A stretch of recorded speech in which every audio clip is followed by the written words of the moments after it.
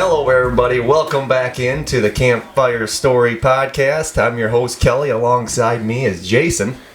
Jace, how we doing? Good. Here we go. Episode 2. Yep, episode 2. We want to thank everybody back in, and thanks for listening. A lot of feedback, so it seemed to kick off at the start, and we actually had people submit questions and some stories and stuff like that, so we're just going to touch on that today. Yeah. So we'll dive right into that, and we'll just try to keep it moving, not bore you guys. So right away, we had someone, Joe from Iowa City, Iowa, actually said, what do you believe brings people to campsite? Joe actually purchased a unit from us, so this is what got him in, just sitting down and speaking with him. But I would have to say on the sales side is, first of all, it's a no pressure atmosphere. Exactly. You walk in and we're jeans, t-shirt, shorts, you don't feel like you're going to sign your life away when you walk through the door. We specialize in our own department, so when someone walks in, it is, if you're on the sales side, you deal with me. Correct. When I'm done with you, if you have a question on the part side, I don't try to sell you something I don't know about. I send you to Kyle. If you have a question with service, I send them up to you. Yeah. We're going to have a new department essentially here shortly. All of our finance, insurance stuff, we're going to be sending you to Mark. So that's something we'll touch on a little bit later down the road. But everyone specializes in their own department. So we are all knowledgeable and basically professionals in our own in that department. Yeah. So, I mean, when you leave here, you feel like you know what's happening. You know what's happening on the trailer side. You know what's happening on the part side. You know what's happening on the service side. Yeah, who you can call. Yeah, so you have issues. You don't walk out of here like, what just happened? Yeah. What did I buy? Yeah. Who do I need to contact if this happens? So people leave here so comfortable, and I honestly think that's what brings people to campsite. We kind of do things backwards. We're more service first, sales second. Yeah. And a lot of other dealerships in the industry are sales driven, and that's all they want. Correct. So we kind of flip that mold, and we believe in the service side of things and the customer service. And well said. I think you pretty much covered everything, and everything you said nails it right on the head. Exactly. That's why people come here and buy. So that's a great question from Joe. We're gonna move on to the next question. I did have a question from Mary from Rochester, Minnesota. And these questions actually came from our Facebook. They just messaged us privately. And that's what we want you to do. We want you guys to message us questions, or if you have stories you want to even tell us that we can tell, on our podcast, or a great recipe or anything like that. So again, this one came from Mary from Rochester. And Mary's question was, if I had my camper inspected in the fall, do I need to bring it back in the spring? And that's a great question. So we do have, we recommend at least once a year to have your camper inspected. And we do offer that here. It's $200, and what that is we go through the entire camper from top to bottom, front to back. And then if there is anything wrong, we call the customer. And Mary had this done, and then she put it away for the winter. So she wanted to make sure everything was ready to go, so when she does get it out in the spring, she can just go camping. So her question is, do I have anything I need to worry about come spring, or should I have anything to worry about? The only thing I would answer, or how I would answer this, I guess, to Mary is, you had the inspection done, so everything should be good there. We shouldn't have to worry about any of the appliances or anything like that.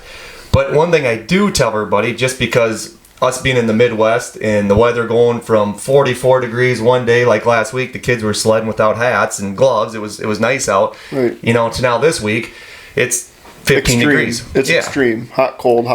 Exactly. Expand, contract. There you go. So so that's about the only thing I could tell her is the biggest thing is checking the caulking. I tell everybody you should check your caulking at least twice a year. At least twice a year, if not 3. So, and that's just getting on the roof, checking all your seams, around the vents, things like that, because expansion and contraction is really big up here with the weather temps changing all the time. But otherwise, she should be good to go come spring. There shouldn't be anything to deal with on the appliance side. We will have to get it flushed out, get it de-winterized and get the water system ready. But other than that, yeah, she's ready to go. So, and it's a great time to do it because come spring, Jay, we're really Right. busy, and then we get about 2 weeks out, so it is hard to get an appointment. Where this way she can just de-winterize it and head camping. So it's not a must, but it's just good routine maintenance. yeah, oh yeah, Especially the last thing you want to do is get it out for the first time Exactly. in spring and find out that, oh man, I got a leak or something Mm-hmm. happened, and then your first time out is, it's a rough weekend. It just kind of takes the fun out of it. So yeah. But no, that's a great question. Thanks for messaging us on that one, Mary. We appreciate it. Great question. So let's move on to the next here, Jason. yeah, and then funny, we have believe it or not, some of the employees even went back and watched the first episode. So Butch had a pretty funny story about there out at Harvest Farms campground. I'm not quite sure the date, but he said it was a weekend. There was a band there, and It was probably 6-7 years ago now, and he was permanent out there for probably 10, 12 years, somewhere in that, if not longer, but somewhere in that time frame. And his favorite memory he had is, and I was actually there that night, so I do remember this, but they woke up on a Saturday morning, did their breakfast, ate or drank the coffee, your kind of routine when you're out camping. And he said it was kind of sprinkling that morning. Well, then that sprinkle turned into a pretty steady rain. So, and this is actually out at Harvest Farms. And when you come in, it's kind of got a little bit of a Hilly, hill, curvy. yeah, that you go into the campsite. So, what they did is about 40 or 50 people who were all staying out there for the weekend started a big slip and slide. So they got the slip and slide going, and next thing you know, they got 40, 50 people and kids, and then you throw a little alcohol in right, there. I'm sure they were all sober. Yeah, right. That group there, I'm sure there was no alcohol involved there, but So they did that during the day, and then actually later that night, they actually had a band come in and play, and it just was just a snowball. The Goat Ropers. It was the Goat Ropers. Yeah, it was just a snowball of just one fun day, one thing after another. So that was his favorite memory. He said he had at Harvest Farms in the 10 or 12 years he was out there, and I'm sure there's plenty of more that we could talk about that might not be appropriate for the show. We but- want to hear them. but- we can edit, we can take names out, we can take campgrounds out. So if you do have a story, like I said, send it over to us, and we'll be more than happy to share it, or message us and we'll get you in here and you can share it yourself with everybody. So Yeah. Message Jason or me your favorite story, and we'd like to share that with everybody on here today as well, or next week. But for now, we're gonna jump now to what we're gonna start as a Did You Know. We're gonna have some Did You Know questions, some things in the RV industry that maybe you didn't know about, and we wrote a couple questions here for you guys that we want to share.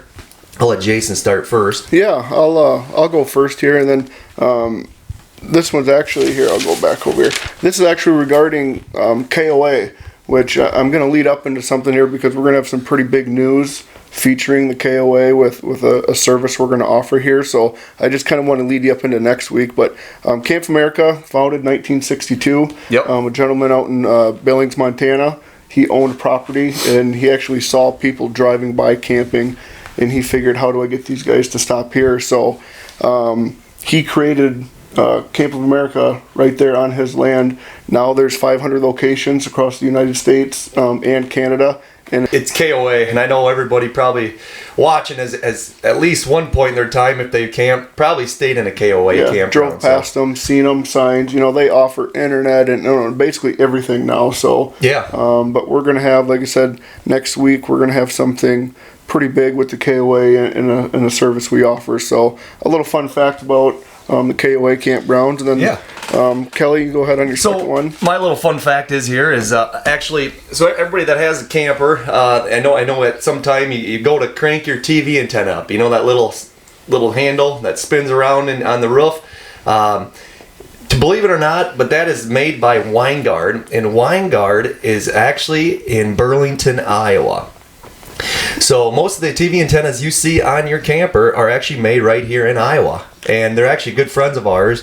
To be honest with you, one of the best, the best, I should say, antenna on the market. So it's kind of a nice little did you know question that some of the things that are actually made on those campers are right here in our home state. So. And it's more than just TV antenna. Yeah. It's satellite. Wi-Fi. I know they're working on a Wi-Fi. I mean, so it's a lot of different things. It's a lot of your entertainment side. Yeah, they do a great job with their products, and they stand behind them. So if you're ever looking for a satellite or some type of Wi-Fi device, check out Winegard. They are excellent. Yeah. Really, really nice people to deal with as well. So. Yeah, let's touch on the last thing here, kind of our spotlight we want to touch on. We want to let people know about local campgrounds in the area just because there's so many of them. Yeah. And this is just one we randomly picked, and we're going to try to touch them all. And again, if you guys have a campground that you recommend that you want us to touch on, shoot it over to us. But Kelly, why don't you talk a little bit about what you're going to... Yeah, so we're going to do a spotlight at the show every week. At the end of the show every week. And this week's spotlight's going to be the Old Barn Resort. It's actually in Preston, Minnesota, which is the southeast corner of the state. Been there numerous times. They just actually put probably I think somewhere around 100 new permanent sites in. This campground offers everything from a restaurant to bike trails to tubing down a river to even they have a golf course there. So they got a lot of things to do. If you got small kids, or if you're even an adult looking to have fun, there's everything under the sun at this campground. Yeah. And you can have anywhere from tent sites to water and sewer hookup. Their prices are very reasonable, anywhere from that $26 to $47. So, in the ballpark and very reasonable to everybody else. So, and actually, if I remember, I think the son and the son-in-law just bought the campground from the parents. So, and they're doing a very nice job. So. We kind of wanted to spotlight that campground. So if you're looking for something new this summer or a different campground you've never been to, check out the Old Barn Resort. I can promise you it will not disappoint. Awesome. Well, that we'll wrap it up here, and appreciate everybody for tuning in again. And Kelly. Yeah, I want to say thanks for everybody watching. Remember, message us on Facebook, your campfire stories, or a favorite recipe, or I don't care really what it is, just something that we can talk about and share with everybody else out there watching. So otherwise, we want to say thank you again for listening to us, and we'll see you next week. See you guys. Thanks.